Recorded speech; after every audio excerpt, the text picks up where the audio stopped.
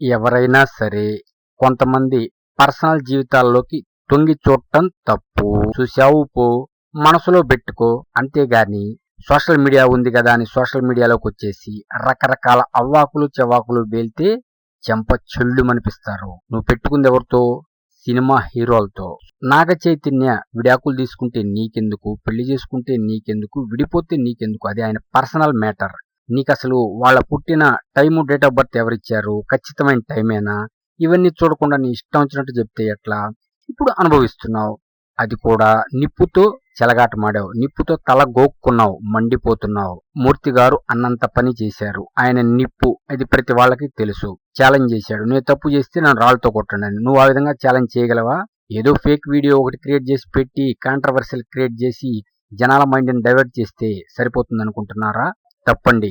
వేణుగారు, మీరు చేస్తుంది తప్పు. ఎందుకంటే మిమ్మల్ని స్వామి అనాలన్నా కూడా కొద్దిగా ఇబ్బందిగా ఉంది. అందువల్ల మీరు చేస్తుంది తప్పు. ఇంతటితో ఆపేయండి. ఇప్పటికైనా క్షమాపణలు కోరండి, సోషల్ మీడియా కానీ పబ్లిక్ గా కానీ. ఎందుకంటే మూర్తి గారు కేసు పెట్టేశారు, ఇంకా మిగిలిన వాళ్ళు కూడా కేసు పెట్టేశారు. ఎన్నో కేసులు ఎదుర్కోవాలి.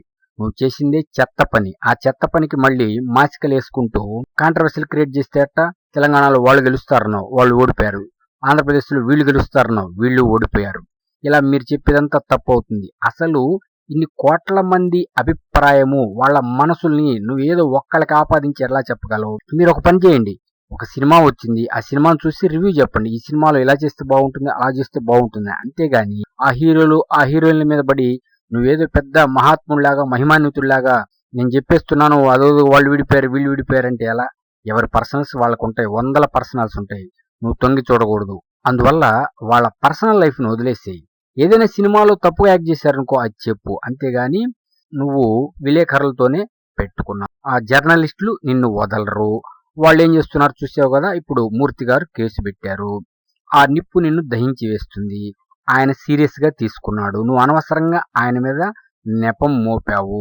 అది తప్పు అని నీకు తెలుసు, అందరికి తెలుసు. నువ్వేదో ఫేక్ వీడియో క్రియేట్ చేసి మాట్లాడుకున్నారని దాంట్లో ఒక అనవసరంగా ఆయన లాగావు. కాబట్టి అనుభవించక తప్పదు.